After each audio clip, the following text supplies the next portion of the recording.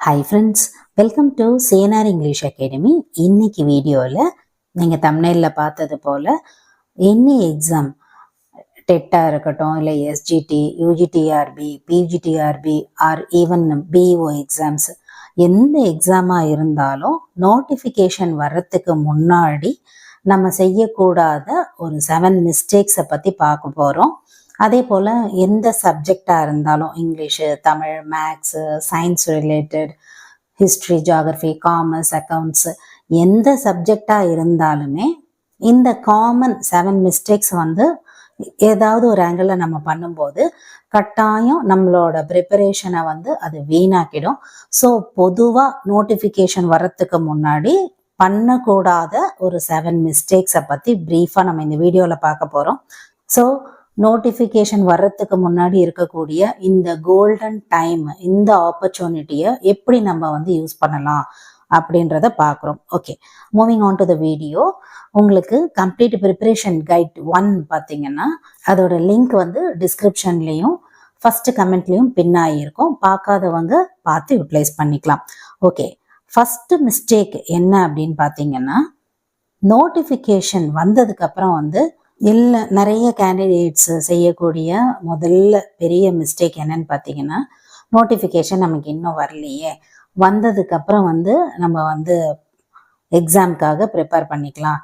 அதே போல் exam date இன்னும் confirm ஆகலை, இப்போ ஏன் நம்ம படிக்கணும், படிக்க வேண்டிய எல்லா இன்ஃபர்மேஷனையும் நம்ம என்ன பண்ணலாம், நோட்டிஃபிகேஷன் வரும்போது படிச்சுக்கலாம் அப்படின்னு சொல்லி ப்ரிப்பரேஷன்ஸை போஸ்ட்பான் பண்ணிக்கிட்டே இருப்பாங்க.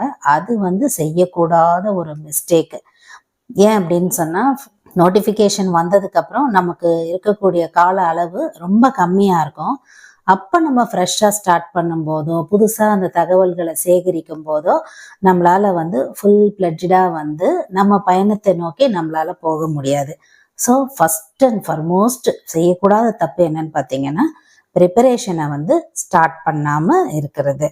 அண்டு செகண்ட் ஒன், சிலபஸை பற்றி முழுசாக பார்க்காம இருக்கிறது, அதை டிவைட் பண்ணாமல் இருக்கிறது, அண்டு அதை பற்றி ஒரு பிளான் இல்லாமல் இருக்கிறது. பொதுவாக ஒரு எக்ஸாமுக்கும், காம்படிட்டிவ் எக்ஸாம்ஸுக்கு ஒரு சிலபஸ் தனித்தனியாக கொடுத்துருப்பாங்க. நம்ம ஆல்ரெடி பார்த்தோம் இல்லைங்களா, எனி எக்ஸாம் நம்ம ப்ரிப்பேர் பண்ணுறதா இருந்தாலும் அதுக்கு அதோட சிலபஸை யூனிட் வைஸ் கொடுத்துருப்பாங்க. ஃபஸ்ட்டு எதை எப்படி படிக்கணும், முதல்ல எந்த டாப்பிக்கை படிக்கணும் அப்படின்றதுல நமக்கு ஒரு கிளாரிட்டி இருக்கணும். ஏன் அப்படின்னா, நான் நிறைய படித்தேன் அப்படின்னு சொல்கிறதுக்கும், நான் எக்ஸாமுக்கு தேவையானதை மட்டும்தான் படித்தேன் அப்படின்னு சொல்கிறதுக்கும் பெரிய வித்தியாசம் இருக்குது இல்லைங்களா. அதனால தான் நிறைய பேர் ரிசல்ட்ஸுக்கு அப்புறம் நிறைய எஃபோர்ட் போட்டேன், ஆனால் எதிர்பார்த்த மார்க்ஸ் வரல, அதே போல் 1-2 மார்க்ஸ் குறையிறது, இந்த மாதிரியான ஒரு கேட்டகரியில் இருப்போம். ஸோ அதுக்கான டிஃபரன்ஸை இந்த சிலபஸை முழுசாக படிக்கும்போது நம்மளால் உணர முடியும். அதாவது ஃபார் எக்ஸாம்பிள் பார்த்தீங்கன்னா, ஃபஸ்ட்டு சிலபஸை ஃபுல்லாக பார்க்கறது, எந்தெந்த ஸ்டடி மெட்டீரியல் நம்மக்கிட்ட இருக்குது, எந்தெந்த இன்ஃபர்மேஷன்ஸ் அந்த சிலபஸ்க்கு ரிலேட்டடாக நம்மக்கிட்ட இருக்குதுன்னு நம்ம பார்க்குறோம். இல்லாத இன்ஃபர்மேஷன்ஸை நம்ம வெளியில் தேடி எடுக்கிறோம், நெட் சோர்ஸாக இருக்கட்டும், இல்லை கிளாஸஸ்லையா இருக்கட்டும். அதுபோல் உங்களுக்கு தேவையானதை நீங்கள் அந்த சிலபஸில் நோட் பண்ணி, ஃபஸ்ட்டு அண்ட் ஃபார்மோஸ்ட் இம்பார்ட்டண்ட்டான இன்ஃபோ இது, அதற்கேற்றது போல் நம்ம தயார்படுத்திக்கிறோம். அதே போல் ஒரு டாப்பிக்குக்கும் பார்த்தீங்கன்னா, நம்ம கம்ப்ளீட் பண்ணதை தனியாகவும், டு பி ஸ்டடிடு அதுக்கு ஒரு காலம் தனியாகவும், அதே போல் ரிவிஷன் நீடட் அப்படின்னு சொல்லி ஒரு டாபிக் போட்டு, அந்த காலம் வைஸ் நீங்கள் அதை ப்ரிப்பேர் பண்ணிக்கிட்டே வரணும். கம்ப்ளீட்டட் அப்படின்னு இருக்கணும், டு பி ஸ்டடிடு அப்படின்னா படிக்க போகிறது, ரிவிஷன் நீடட் அதாவது இன்னுமே அதில் அதிகப்படியான பயிற்சி நமக்கு தேவை அப்படின்னு சொல்லி யூனிட் வைஸும் போடலாம். யூனிட்ல இருக்கக்கூடிய டாபிக்ஸும் மென்ஷன் பண்ணலாம், சப் டாபிக்ஸ் எனி உங்களுக்கு ஏதாவது இருந்ததுன்னு சொன்னால் இது எல்லாத்தையும் நம்ம இந்த டைமில் செய்யணும். இது எல்லாத்தையுமே ஒரே நேரத்தில் பண்ண வேண்டிய சூழ்நிலை வரும்போது, நோட்டிஃபிகேஷனுக்கு அப்புறமா இந்த மாதிரி ஒரு சுச்சுவேஷன் வந்தால் ப்ரிப்பரேஷன் எவ்வளோ டல்லாகிடும் அப்படின்னு பாருங்கள். நிறைய தெரிகிற விஷயத்துல இருந்து நம்ம தெரியாத விஷயம்தான் நிறைய இருக்கும், டைம் ப்ரெஷர் அதிகமாகிடும். அதனால் அந்த டைம் ப்ரிப்பரேஷனை தவிர்த்து இப்போ இதற்கான இனிஷியேட்டிவ் எடுத்து நீங்கள் செய்யறது ரொம்ப ரொம்ப முக்கியமாக இருக்குது. ஓகே, தேர்டு பார்த்தீங்கன்னா study with your previous year questions. இதை வந்து நம்ம இக்னோர் பண்ணவே கூடாது. இதுதான் ஒரு ரேப்போர்ட் மாதிரி நமக்கும் போர்டுக்கும். நான் இது நிறைய வீடியோஸில் வந்து மென்ஷன் பண்ணியிருக்கேன். அதாவது இந்த பிவைக்யூஸ் மூலமாக தான் நம்ம அதோட பேட்டர்னு, எந்த இடத்துல ரிப்பீட்டடாக கேள்விகள் கேட்டிருக்காங்க, இம்பார்ட்டண்ட்டான பிளேஸ் எது, டாபிக் எது, இதெல்லாம் நம்மளால வந்து ஐடென்டிஃபை பண்ண முடியும். அதாவது பிவைக்யூஸ் ப்ளஸ் சிலபஸ் இதுதான் வந்து ஒரு ப்ரிப்பரேஷனோட பேக் போன் அப்படின்னே சொல்லலாம். ரெண்டுமே இம்பார்ட்டன்ட். ஃபுல்லாக இருக்கக்கூடிய தகவல்கள் சிலபஸ், அதுல இருந்து எதை வந்து நமக்கு கேள்விகள் கேட்குறாங்க அப்படின்றது இந்த பிவைக்யூ. ஸோ இதை எப்படி நீங்கள் அனலைஸ் பண்ணணும் அப்படின்னு பார்த்தீங்கன்னா, எந்த டாப்பிக்கு வந்து இம்பார்ட்டன்ஸ் கொடுக்கறது, அதே போல் இப்போ லாங்குவேஜ் அப்படின்னு எடுத்துக்கிட்டிங்கன்னா ஆத்தர்ஸு, எந்த ஒர்க்கு, அதே போல் சயின்ஸ் மேஜராவோ இல்லை நீங்கள் வந்து சோஷியல் மேஜராவோ அது போல் இருந்தீங்கன்னா கொஸ்டின் வந்து எப்படி ஃப்ரேம் பண்ணுறாங்க, எந்த ஏரியாஸில் வந்து கன்ஃபியூஷன் அதிகமாக வருது அப்படின்றத நம்மளால வந்து புரிஞ்சுக்க முடியும். ஸோ இதை நம்ம எப்படி தவிர்க்கிறது அப்படின்னு பார்த்தீங்கன்னா, ஒரு டாப்பிக்கை படித்த உடனே அதற்கான எம்சிக்யூஸ் மெத்தடை வந்து சால்வ் பண்ணணும். அது போல் நீங்கள் சால்வ் பண்ணும்போது நம்ம அதில் வந்து கிளாரிட்டியோடு இருக்கோமா, எப்படி கேள்வி கேட்டாலும் நம்மளால அந்த டாபிக்ல இருந்து நம்மளால ஆன்சர் பண்ண முடியுதா அப்படின்னு பார்க்கணும். அதுக்கு பிவைக்யூஸ் வந்து உங்களுக்கு ரொம்பவுமே வந்து இம்பார்ட்டண்ட்டான ஒன்று. அப்போதான் வந்து நமக்கு உண்மையிலேயே வந்து அந்த யூனிட்டோ இல்லை டாப்பிக்கோ நம்மளால புரிஞ்சிக்க முடியுதா, நம்மளால வந்து லெவல் ஆஃப் அண்டர்ஸ்டாண்டிங் நமக்கு எந்த அளவுக்கு இருக்குது அப்படின்றத தெரிஞ்சுக்க முடியும். ஸோ நமக்கு ஒரு வேளை அந்த பர்டிகுலர் டாப்பிக்ல வந்து அனலைஸ் பண்ணக்கூடிய நாலேஜ் கம்மியாக இருந்தால் அதை வந்து இன்னமுமே நம்ம வந்து அதிகப்படுத்திக்கலாம். ஓகே, 4th பாயிண்ட் பார்க்குறோம். இது இம்பார்ட்டண்ட்டான ஒரு பாயிண்ட் அப்படின்னே சொல்லலாம். அதாவது எல்லா புக்ஸையும் வந்து வாங்கி வச்சுக்கிறது. ஃபார் எக்ஸாம்பிள், ஒரே கேண்டிடேட் பார்த்தீங்கன்னா ஒரு டாப்பிக்கு இல்லை ஒரு யூனிட்டுக்கு ஒரு 3-4 கைடை வாங்குறது, டெலகிராமில் இருக்கக்கூடிய நோட்ஸை வந்து பார்க்கறது, ஃப்ரெண்ட்ஸ் கிட்ட இருந்து ஷேர் பண்ணிக்கிறது, யூடியூப் நோட்ஸ் வந்து கலெக்ட் பண்ணுறது, of course coaching materials, previous notes, and நம்மக்கிட்ட இருக்கோம் இல்லைங்களா யூஜி பிஜியில் இருக்கக்கூடிய டாபிக்ஸு, இதையெல்லாம் வந்து நிறைய வந்து சோர்ஸ் நிறைய வச்சுக்கிறது. ஸோ எதை நம்மளால வந்து படிக்கிறது அப்படின்ற ஒரு மைண்ட் வந்து இருக்காது. எதை பார்த்தாலும் வந்து இன்ஃபர்மேஷன்ஸ் நம்மக்கிட்ட அதிகமாக இருக்கும், எதை படிக்கிறது அப்படின்னு சொல்லி நமக்கு தெரியாது. ஸோ இதை வந்து அவாய்ட் பண்ணுங்க. அதாவது ஒரே டாப்பிக்கு ரெலவெண்ட் சோர்ஸ் ஒன்று இல்லது ஒன்றுக்கு மேற்பட்ட சோர்ஸ் இருந்தால் போதுமானது. நீங்கள் அதை வந்து ரீசெக் பண்ணுறதுக்கு நெட் சோர்ஸஸை கூட நீங்கள் வந்து பயன்படுத்திக்கலாம். அதை விட்டுட்டு நிறைய நோட்ஸை வந்து நம்மக்கிட்ட இருக்கும்போது நமக்கு எப்படி இருக்கும்னா, நிறைய நோட்ஸ் இருக்கும், நம்மளால வந்து படிக்கிறதுக்கு பார்த்தீங்கன்னா அது ஒரு பேர்டனாக இருக்கும். ஐயோ இன்னும் இவ்வளோ இருக்கா அப்படின்ற மாதிரி. ஆனால் அது ஒரே தலைப்புகளை சார்ந்தே இருக்கும் இல்லைங்களா. இது எல்லாருக்கிட்டையுமே இருக்கக்கூடிய ஒரு காமன் மிஸ்டேக் தான். ஸோ அதை நம்ம வந்து சரி பண்ணணும். அதே போல் ப்ரைமரி சோர்ஸாக ஒரே ஒரு மெட்டீரியல் வச்சுக்கோங்க. அது உங்கள் சிலபஸோட ரிலேட் ஆகுதா, எல்லா டாப்பிக்கும் வந்து கம்பைன் பண்ணியிருக்குதா அப்படின்றத நீங்கள் தெளிவாக பார்த்துட்டு அந்த நோட்ஸை நீங்கள் என்ன பண்ணுங்கள், மறுபடியும் வந்து அதை ரிவிஷன் கொடுங்க. அதே போல் ப்ரீவியஸ் இயர் கொஸ்டின்ஸில் வந்து அந்த மெட்டீரியலில் இருக்கக்கூடிய இன்ஃபர்மேஷன்ஸ் வந்து கவர் ஆகுதா அப்படின்றத பாருங்கள். ஃபார் எக்ஸாம்பிள் டெட்டுக்கெலாம் வந்து பார்த்தீங்கன்னா உங்களுக்கு மெட்டீரியல் அப்படின்றது தனியாக தேவைப்படாது. நம்மளோட எஸ்சிஆர்டி புக்ஸே வந்து உங்களுக்கு போதுமானதாக இருக்கும். ஃபுல் இன்ஃபர்மேஷன் உங்களுக்கு அதுலேயே வந்து கவர் ஆகிருக்கும். ஸோ மெட்டீரியல்ஸ் வெளியிலேருந்து எதை படிக்கணும், எது ஆன் சோர்ஸ் இருக்குது, இந்த இன்ஃபர்மேஷனில் நீங்கள் தெளிவாக இருந்தாலே இந்த மாதிரியான தவறுகளை வந்து நம்ம ஈஸியாக வந்து சரி பண்ண முடியும். அண்ட் 5th பாயிண்ட் பார்த்தீங்கன்னா செட் டெய்லி டார்கெட்ஸு. ஸோ ஒரு டாப்பிக்கோ ஒரு யூனிட்டோ நம்ம படிச்சுட்டு அதோட ரிவிஷனை வந்து நம்ம வந்து லாஸ்ட்டாக வச்சுக்கிறது, அது வந்து ரொம்ப தவறான ஒரு பழக்கம். ஏன் அப்படின்னு சொன்னால், ரிவிஷனை வந்து எக்ஸாமுக்கு முன்னாடி பண்ணிக்கலாம் அப்படின்னு சொல்லிட்டு கேண்டிடேட்ஸ் நினைப்பாங்க. ஆனால் என்ன நடக்கும் அப்படின்னு பார்த்தீங்கன்னா, ஒரு மாதத்துக்கு முன்னாடி படித்த டாபிக் மட்டும்தான் நமக்கு ஓரளவுக்கு ஞாபகத்தில் இருக்கும். அதுக்கு முன்னாடி படிச்சிருப்போம் இல்லைங்களா, அந்த டாபிக்ஸ்லாம் வந்து ஞாபகமே வராது. ஃபார் எக்ஸாம்பிள், நீங்கள் அது பிவைக்யூவில் ஏதாவது ஒரு கேள்வி உங்களுக்கு தெரியல அப்படின்னு சொன்னால், ஆல்ரெடி இந்த டாப்பிக்கை நம்ம படிச்சிருக்கோமே, அதை சார்ந்த கேள்வி ஏன் நமக்கு தெரியல அப்படின்னு சொல்லும்போது நமக்கு அந்த இடத்துல ரிவிஷன் லேக் ஆகிருக்கும்.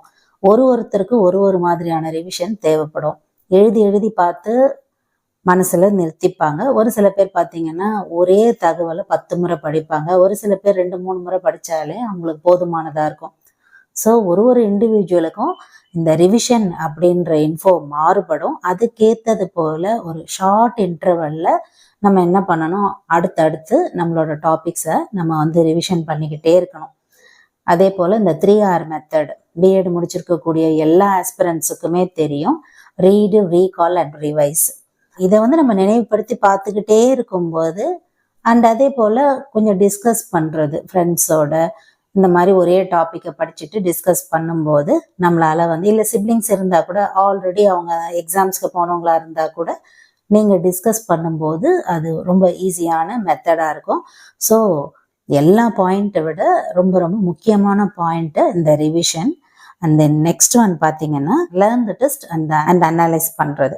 அதாவது ஒரு காம்படிட்டிவ் எக்ஸாம்ஸ்க்கு பார்த்தீங்கன்னா எந்த 3 இம்பார்ட்டண்ட்டான விஷயம் உங்களுக்கு பயன்படும்னா, அதை சார்ந்த அறிவு, அந்த accuracy of knowledge plus speed, அதே போல் கன்ஃபியூஷன் இல்லாமல் இருக்கக்கூடிய ஒரு ஸ்டேட். இது 3 தான் வந்து நமக்கு வந்து ஒரு காம்படிட்டிவ் எக்ஸாமில் வந்து சக்ஸஸை கொடுக்கும். அதாவது நாலேஜ், அக்யூரசி அண்ட் ஸ்பீடு அப்படின்னு அதை ஷார்ட்டாக நம்ம சொல்லலாம். அதாவது நமக்கு எந்தெந்த டாபிக்ஸ் ஆல்ரெடி தெரியும், தெரியாத டாபிக் எது, கான்செப்டில் என்ன கன்ஃபியூஷன், ஆப்ஷனுக்கு நடுவில் நமக்கு ஏன் ஒரு குழப்பம் வருது, கொஸ்டினை வந்து ஏன் நமக்கு படித்து ஆன்சரை கண்டுபிடிக்க இவ்வளோ லேட் ஆகுது. ஸோ இந்த மாதிரியான விஷயங்களை எல்லாமே வந்து டெஸ்ட் அண்ட் அனலைஸ் இந்த டாப்பிக்கு கீழே நம்ம கொண்டு வரலாம். அதே போல் ஒரு நல்ல ஸ்டடி மெத்தட் எது அப்படின்னு பார்த்தீங்கன்னா, ஒரு முறையும் நீங்கள் படித்ததை நீங்களே வந்து செல்ஃப் டெஸ்ட் பண்ணிக்கிறது. அந்த செல்ஃப் டெஸ்ட் மூலிமா பார்த்தீங்கன்னா நமக்கு எது தெரியல அப்படின்றது அது ஈஸியாக வந்து சொல்லிடும். ஃபார் எக்ஸாம்பிள் ஒரு 10 MCQ நீங்கள் போட்டு பார்க்குறீங்க அப்படின்னு சொன்னால் அதில் எத்தனை கேள்வி நீங்கள் தப்பு பண்ணுறீங்க, ஏன் தப்பு பண்ணுறீங்க, எதனால உங்களுக்கு அந்த கேள்வி தெரியல, ஒருவேளை நீங்கள் அந்த மாதிரி ஒரு பாயிண்டே இது வரைக்கும் கடந்து வரலையா, அப்படி இல்லைன்னு சொன்னால் ரொம்ப வந்து ட்விஸ்டடாக கேள்விகள் இருக்கா, அப்போ அது சார்ந்த கேள்விகளையே நம்ம அதிகமாக ப்ராக்டிஸ் பண்ணி அதை சால்வ் பண்ணும்போது நமக்கு இந்த மெத்தட் ஈஸியாகவே நமக்கு ஒர்க் அவுட் ஆகும். ஸோ இதுதான் அந்த learn, test and analyse method. And then last but not the least point என்ன அப்படின்னா, ரிவிஷன், ரீட்டைன் அண்ட் ரிப்பீட்டில் இந்த பாயிண்ட்டை பார்க்கறதுக்கு முன்னாடி ஒருத்தரும் பயப்படுறது வந்து மற்றவங்களோட ப்ரிப்பரேஷன்ஸை பார்த்து. தினமும் நான் வந்து ஒரு 10 hours படிக்கிறேன் அப்படின்னு ஒருத்தவங்க சொல்லுவாங்க. மற்றவங்க கூட இருக்கிறவங்க பார்த்தீங்கன்னா, இல்லை எனக்கு அவ்வளோலாம் டைம் தேவைப்படலை, ஒரு 3 hours போதுமானது அப்படின்னு சொல்லுவாங்க. So opinion always differs. நம்ம வந்து கன்சிஸ்டன்சி தான். ஒரு நாளைக்கு மினிமம் ஒரு 3 மணி நேரம் படித்தாலும் 3 மணி நேரம் into 30 days is equal to 90 hours இல்லைங்களா, ஹார்ட்லி. அந்த 90 hours வந்து நம்ம எப்படி வந்து பயன்படுத்துகிறோம், யாரோட வந்து கம்பேர் பண்ணாதீங்க. ஏன் அப்படின்னா ஒருத்தரோட சூழ்நிலைகளும் ஒருத்தரோட எபிலிட்டியும் ஒருத்தரோட அக்யூரசியும் டிஃபர் ஆகும். ஸோ ஒரு நாளைக்கு 10 மணி நேரம் படித்து கான்செப்ட் புரியாதவங்களும் இருக்காங்க. ஒரு நாளைக்கு 2லேருந்து 3 மணி நேரம் படித்து சக்ஸஸ் பண்ணவங்களும் இருக்காங்க. அதுக்காக தான் நம்ம டிஃப்ரென்ஷியேட் பண்ணுறோம். பொதுவாக டெய்லி தொடர்ந்து படிக்கிறது தான், அந்த கன்சிஸ்டன்சி தான் உங்கள் கூடவே வரும். இதே தான் உங்களோட ப்ரிப்பரேஷன், ரிவிஷன், ப்ரிப்பரேஷன், இது தொடர்ந்து ஒரு சைக்கிள் மாதிரி போகும்போது கட்டாயம் வந்து நமக்கு ஒரு கான்ஃபிடென்ஸ் வந்து ரைஸ் ஆகும். நம்மளோட ஓன் ப்ராக்ரஸை தான் நம்ம பார்க்கணுமே தவிர கம்பேர் பண்ணிக்கவே கூடாது. ஸோ மறுபடியும் பார்த்தீங்கன்னா நம்ம ஆல்ரெடி பார்த்த இன்ஃபர்மேஷன்ஸு உங்களுக்கு ஞாபகம் இருக்கும்னு நம்புகிறோம். ஸோ நோட்டிஃபிகேஷன் எப்போ வந்தாலும் பார்த்த இந்த 7 பாயிண்ட்ஸ் என்னென்ன பண்ணணும், என்னென்ன பண்ணக்கூடாது அப்படின்றத நம்ம கிளியர் கட்டாக ஒரு வியூ பார்த்தோம். இந்த இன்ஃபர்மேஷன்ஸில் தயாராக இருக்கிறவங்களுக்கு நோட்டிஃபிகேஷன் ரொம்ப ரொம்ப ஈஸியான ஒரு பார்ட்டாக இருக்கும். அப்போது நம்ம சிலபஸை தேடுறதோ, மெட்டீரியல்ஸ் தேடுறதோ, நோட்ஸ் ப்ரிப்பேர் பண்ணுறதோ, MCQs பார்க்குறதோ, PYQஸை வந்து பார்த்து பயப்படுறதோ, இதெல்லாம் எதுவும் இல்லாமல் கிளியர் கட்டாக இந்த மாதிரி கேள்விகள் வரப்போது, எந்த மாதிரி கேள்வி வந்தாலும் என்னால் வந்து அட்டென்ட் பண்ணி சக்ஸஸ் பண்ண முடியும் அப்படின்ற ஸ்டேட்டுக்கு நம்ம வரும்பொழுது நோட்டிஃபிகேஷனுக்கு அப்புறம் இருக்கக்கூடிய அந்த 90 நாட்கள் நம்மளால் வந்து இன்னமுமே வந்து ஒரு பிரைட் பிளான் ஒன்று போட்டு ஒய் நாட் அந்த டாப் 10 ஸ்ட்ரக்சருக்குள்ளே உங்கள் பேர் கட்டாயமாக வரும். இவ்வளோ ப்ராசஸ் இவ்வளோ ஹார்ட் ஒர்க் பண்ணும்போது எப்படி வராமல் போகும் இல்லைங்களா? So all the very best for your preparations ரிலேட்டடாக உங்களுக்கு வேறு எந்த டவுட்ஸ் இருந்தாலும் கண்டிப்பாக கமெண்ட் செக்ஷனில் சொல்லுங்கள். Up to this I conclude. இதே மாதிரி ஒரு நல்ல வீடியோவில் உங்களை நான் மீட் பண்ணுறேன். Thank you friends. தேங்க்ஸ் ஃபார் வாட்சிங்.